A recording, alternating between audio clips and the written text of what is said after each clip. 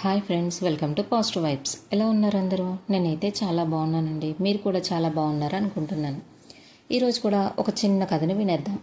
కొంతకాలం క్రితం ఒక రాజు ఉండేవాడు. అతను తన రాజ్యాన్ని చాలా చక్కగా పరిపాలించేవాడు. ఒకసారి అతనికి ఒక ఆలోచన వచ్చింది. తన పరివారాన్ని పిలిచి రోడ్డు మార్గంలో ఒక పెద్ద రాయిని పెట్టమని ఆజ్ఞాపిస్తాడు. ఆ తర్వాత అతను మారువేషంలో చెట్ల పక్కన ద్రాక్కుని రోడ్ల వైపు చూస్తూ ఉంటాడు. ఎవరైనా ఆ రాయిని కదల్చడానికి ప్రయత్నిస్తారేమోనని. అయితే చాలామంది ప్రజలు ఆ మార్గం గుండా వెళ్తారు, కానీ రాయి అడ్డుగా ఉండడంతో చుట్టూ తిరిగి వెళ్తారు. అంతేకాని ఆ రాయిని కదల్చడానికి ఎవరూ ప్రయత్నించరు. ఇంకా చాలామంది రాజుపై కోప్పడతారు, రోడ్లను సరిగ్గా నిర్మించలేదు అని. కానీ ఎవరు కూడా ఆ రాయిని కదిల్చడానికి ఎటువంటి ప్రయత్నము చేయరు.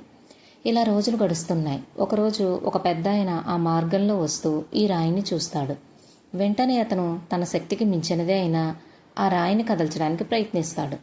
అతన్ని చూసి చాలామంది నవ్వుకుంటారు, కానీ అవేమీ పట్టించుకోకుండా చాలాసేపు ప్రయాసపడి ఆ రాయిని రోడ్డు నుండి తొలగిస్తాడు.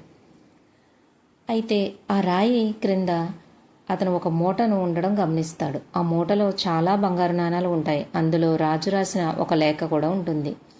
అందులో ఇలా ఉంటుంది: ఈ రాయిని ఎవరైతే రోడ్డు నుండి తొలగిస్తారో వారికి ఈ బంగారం చెందుతుంది అని. ఆ పెద్ద ఆయన మార్గంలో అడ్డుగా వచ్చిన అడ్డంకిని తొలగించగానే బంగారు నాణాలు లభించాయి. అలాగే మన జీవితంలో కూడా మనకు ఎదురయ్యే ప్రతి అడ్డంకి మనకు ఒక అవకాశాన్ని ఇస్తుంది.